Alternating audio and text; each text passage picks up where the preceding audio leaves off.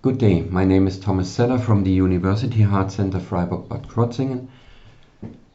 Today I'm talking about differential indications for drug-coated balloons and drug-eluting stents in femoral popliteal interventions. This is the summary of my potential disclosures. I was involved in many of the past DCB and DES trials. Drug-coated balloons have clearly shown a technical better outcome with regard to late lumen loss as compared to plain balloon angioplasty in first-in-man studies. This early technical improvement is transferred into long-term clinical benefit up to 5 years with regard to freedom from reintervention as shown by the Cohort 1 and IN.PACT SF8 trials. Even if it seems that the freedom from reintervention rates seem to narrow a little bit over time, the difference is still significant up to 5 years in task A and B lesions.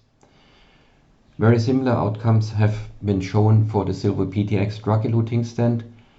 Freedom from reintervention rate is significantly superior at 5 years as compared to standard treatment, which includes optimal balloon angioplasty and bailout bare metal stent.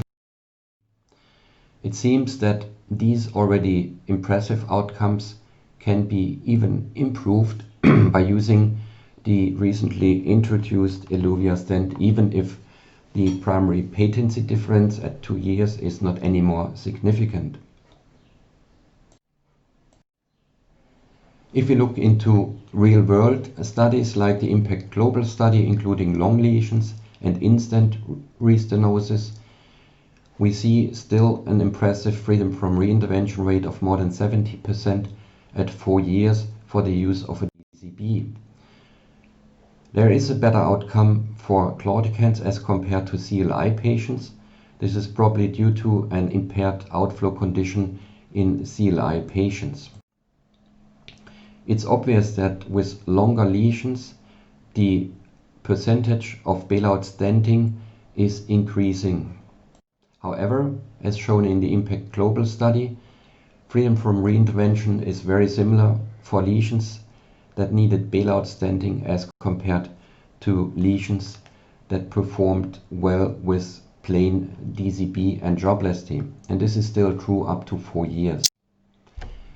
A direct comparison between the SilverPTX drug-eluting stent and DCB angioplasty with and without bailout stent placement did show by trend a better primary patency up to 3 years. However, this difference was not significant. So we can assume similar outcomes of DCB and SilverPTX interventions in task A to D lesions as done in this particular study. The treatment algorithm mainly followed in Europe with regard to task A and B lesions, excluding severe calcium, is the following. Opposite to the IFU of DCB, we predilate lesions with an 1:1 sized plain balloon. This is important to identify lesions that are not responsive to balloon angioplasty. If the result looks good, we proceed with DCB angioplasty with an by 1 mm oversized balloon as compared to the reference vessel diameter.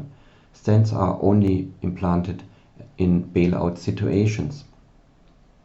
If the lesion is not responsive to predilatation, a drug-eluting stent or a dedicated bare metal stent has to be implanted as first-line strategy. If you are dealing with severe calcium, in the most recent days we are using lithotripsy for vessel preparation, using a slightly oversized balloon as compared to the reference vessel diameter. If the vessel is responsive to lithotripsy, we proceed with DCB.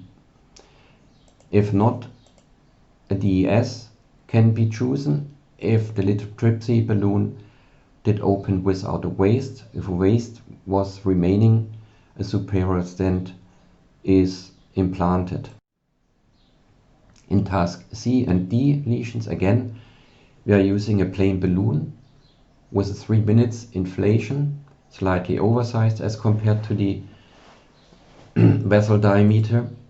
If the result looks good, without severe dissection or early recoil, we perform DCB angioplasty, and only in case of focal dissection or recoil, we implant a bare metal stent or a TAC. In case of severe dissection or recoil, depending on the severity of calcification, we implant either drug-eluting stents, a superior interwoven bare metal stent, or a wire-band endoprosthesis. Regarding safety of the application of paclitaxel coated devices, following the meta-analysis suggesting a long-term safety concern with regard to all-cause mortality, so far no other trial could confirm this safety issue.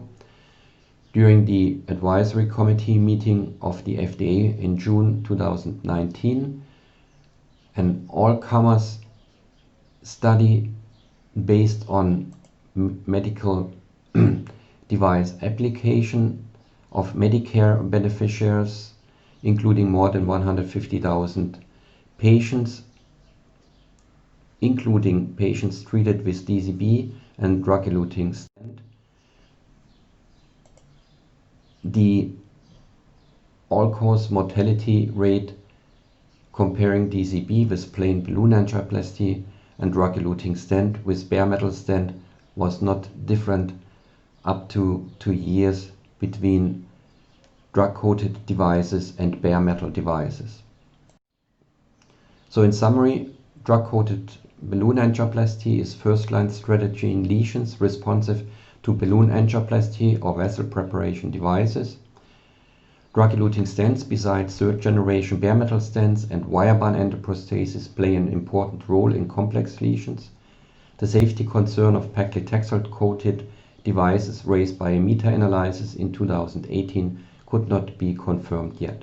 Thank you very much for your attention.